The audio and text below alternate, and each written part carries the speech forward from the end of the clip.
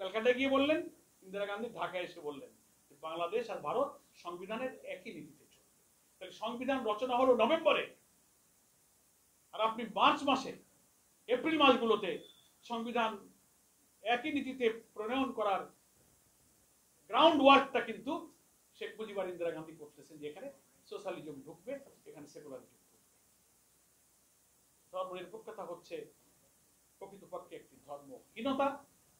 Socialism, মার্ক্সবাদ থেকে উদ্ভূত সমাজতন্ত্রের ধারণা হচ্ছে একটি নাস্তিকতাবাদ। সেটা আমাদের সংবিধানে প্রবেশ করে মুক্তিযুদ্ধকে নাস্তিকতাবাদ আর ইসলাম বিরোধিতার দিকে ঠেলে দিয়ে ইসলামের মুখোমুখি করে দেওয়া হয়েছে। সেজন্য আজকে এই সংবিধান নিয়ে অনেক প্রশ্ন উঠেছে। সংবিধানের মূলনীতি, প্রিয়াম্বল, এই সমস্ত অনেক কিছু আমাদেরকে পরিবর্তন করতে হবে। প্রিয় ভাইরা আমার, আমরা সেজন্য মনে করি যে আমাদের এই স্বাধীনতা যথার্থই, মুক্তিযুদ্ধের সেক্টর কমান্ডার মেজর জলিল বই লিখেছেন এবং বক্তব্যে বলেছেন যে অরক্ষিত স্বাধীনতাই পরাধীনতা, একটা বই লিখেছেন, কিন্তু সেক্টর কমান্ডার ছিলেন। এবং স্বাধীনতার পরে মেজর জলিলই ছিলেন প্রথম রাজবন্দী, তাকে গ্রেফতার করা হয়েছিল। কেন? স্বাধীনতার পরে ভারতীয় বাহিনীর লুটপাট, এদেশের শিল্প কল কারখানা থেকে যন্ত্রপাতি, অর্থ সম্পদ লুট করে বর্ডার দিয়ে সব ইন্ডিয়া চলে যাচ্ছিল। ভারতীয় বাহিনীকে এখান থেকে ফেরত দিতে বলা হয়েছে, তাদের লুটপাটের প্রতিবাদ করা হয়েছে, শেখ মুজিব তাকে গ্রেফতার করেছে। তিনি বাংলাদেশের প্রথম রাজবন্দী, একজন মুক্তিযোদ্ধা। তিনি তো জামাত ইসলামী করতেন না, তিনি তো পরে জাসদের একজন প্রখ্যাত নেতা ছিলেন, সভাপতি ছিলেন, এবং তিনি বললেন যে স্বাধীনতা অরক্ষিত। মুক্তিযুদ্ধের আরেকজন সৈনিক বঙ্গবীর কাদের সিদ্দিকী নিয়ে অনেকে রাজনৈতিক কারণে নানান বিতর্ক তিনি করতে পারেন, সুযোগ আছে। বঙ্গবীর উপাধি তিনি পেয়েছেন, একজন মুক্তিযোদ্ধা ছিলেন। আপনারা কি জানেন, এদেশের গণমাধ্যমের কাছে তো তিনি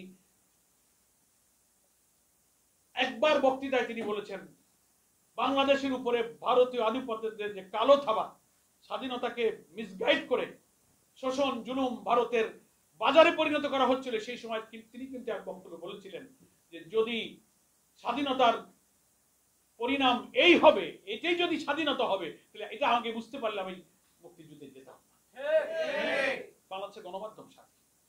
ফলে মুক্তিযুদ্ধটা যারা করেছেন, এই চেতনার ফেরি যারা করে বেড়াচ্ছেন, আমি তাদেরকে বলবো যে আপনারা আপনাদের রাজনৈতিক স্বার্থে, ক্ষমতার স্বার্থে এই দেশটাকে দিল্লির তাবেদার বানিয়ে তার কাছে বিক্রি করার জন্যই আপনারা কিন্তু চুক্তিবদ্ধ হয়েছিলেন তদানীন্তন দিল্লির কাছে। এটা সেদিন বাংলাদেশের প্রকৃত স্বাধীনতা অর্জিত হয়নি। যে কারণেই 24 জুলাইয়ের ছাত্র গণ অভ্যুত্থানের বাংলাদেশের কোটি কোটি মানুষ স্বস্তির সুরে বলেছে এটাই হচ্ছে আমাদের দ্বিতীয় স্বাধীনতা, অর্থাৎ সাম্য, মানবিক মর্যাদা, সামাজিক সুবিচারের যে স্বপ্ন, এবারই আমাদেরকে পূরণ করতে হবে। এই জন্যই এটাকেই সেকেন্ড ইন্ডিপেন্ডেন্ট বলা হয়েছে। প্রিয় ভাইরা আমার, আরেকটা কথা আমি বলতে চাই যে স্বাধীনতা দিবসকে আমরা সম্মান করি, আমরা শ্রদ্ধা করি। 1979 সালে বাংলাদেশ জামাত ইসলামী নামে স্বাধীনতার পর প্রথম আমাদের যাত্রা শুরু। এই স্বাধীনতাকে, মুক্তিযুদ্ধকে, এই প্রিয় জন্মভূমি, এখানে আমরা জন্মগ্রহণ করেছি, এখানেই আমরা মরব, এই দেশেই আমরা আল্লাহ তাআলার দ্বীনকে কায়েম করব। আমরা ইমানের প্রয়োজনে, ইসলামের প্রয়োজনে, মাতৃভূমির প্রতি ভালোবাসার প্রয়োজনে আমরা এই দেশকে ভালোবাসি, আমরা স্বাধীনতাকে ভালোবাসি। আমরা জানি এই দেশে যারা দিল্লির তাবেদারি করে দাসখত দিয়ে রাজনীতি করেন, এদেশে কিছু হলে তারা ভারতে পালাতে পারবেন, অন্য জায়গায় চলিয়ে যেতে পারবেন, কিন্তু ইসলামী আন্দোলন কর্মীদের দুনিয়ার কোথাও যাওয়ার জায়গা নাই। চারিদিকে আধিপত্যবাদী একটি রাষ্ট্র, একদিকে বঙ্গোপসাগর। ফলে যে ভূখণ্ডকে আমরা ইমানের দাবিতে আল্লাহ তাআলার দ্বীন বিজয়ী করার জন্য বেছে নিয়েছি, সেই ভূখণ্ডকে আমরা ইমানের কারণে, আদর্শিক কারণেই ভালোবাসি। এই কারণে আমরা মনে করি ইসলামই হচ্ছে আমাদের স্বাধীনতার আসল গ্যারান্টি।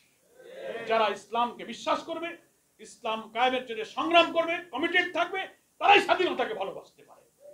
আর যারা ইসলাম বিরোধিতা করে, বিদেশি প্রভুদের দাসত্ব করবে, মানবীয় মতবাদের পক্ষে থাকবে, তারাই দেশের প্রতি তাদের দেশপ্রেম আলটিমেটলি থাকতে পারে না। সেজন্য আমরা বলি ইসলামই হচ্ছে দেশের স্বাধীনতার গ্যারান্টি।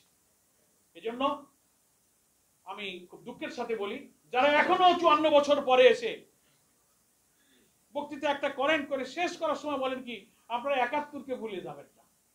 তা আমরা 71-কে ভুলিনি তো, কারণ 71-কে আমরা ভুলেছি না, আপনারা ভুলে গেছেন। দেখেন যারা এসব কথা বলেন তারাও যখন দেশ শাসন করেছেন, আমাদের কাছে অন্তত 13 থেকে 14 জন নেতার নাম দিতে পারবো। আপনারা তদানীন্তন মুক্তিযুদ্ধের সময় যারা অখণ্ড পাকিস্তানের পক্ষে ছিলেন, স্বাধীনতার বিরোধিতা করেছিলেন, সেই সমস্ত লোকদেরকে এই দেশের প্রেসিডেন্ট বানানো হয়েছে, প্রধানমন্ত্রী বানানো হয়েছে, মন্ত্রী বানানো হয়েছে, এমপি বানানো হয়েছে। যারা কথা বলছেন তাদের পরিবারের লোকেরাও স্বাধীনতার বিরোধিতা করেছে।